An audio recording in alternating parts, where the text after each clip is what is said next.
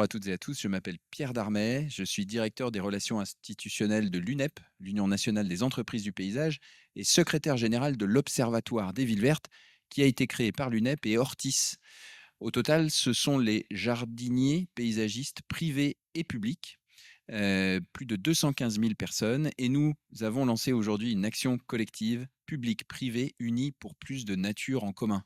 Car lorsqu'un oiseau se pose sur une branche, il ne regarde pas si l'arbre est planté dans un square public ou dans le jardin d'une copropriété. C'est la même chose pour une goutte d'eau quand elle tombe sur un sol, elle ne regarde pas s'il appartient au jardin d'un logement social ou au trottoir débitumé d'une ville.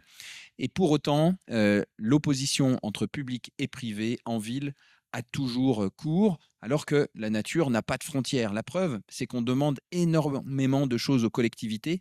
Les plans, les promesses vertes se chiffrent en dizaines, centaines, voire millions d'arbres depuis les municipales de 2020. Et nous, on souhaite renverser cela en mobilisant conjointement le public et le privé. Il y a un chiffre, un seul, qu'on connaît largement aujourd'hui, c'est dans la métropole de Lyon, 70% des espaces verts sont privés, en particulier dans les copropriétés et dans les logements sociaux. Notre premier objectif, c'est de comptabiliser, de chiffrer quelle est la part dans les 50 premières villes de France de foncier d'espaces verts privés et publics.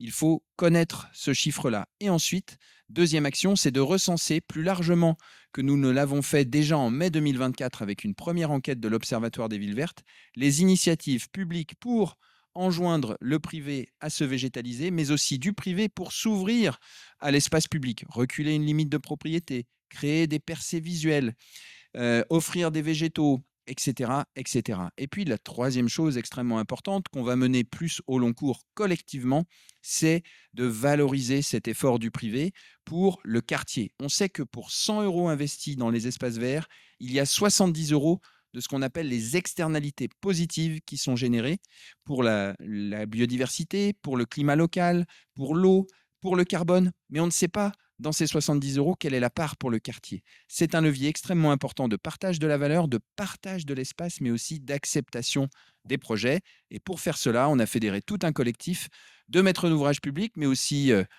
public-privé, comme l'Union sociale pour l'habitat, de spécialistes du vivant, comme Planté Cité, mais aussi d'hybrides, comme le CIBI ou le programme BIG, et puis enfin de start-up.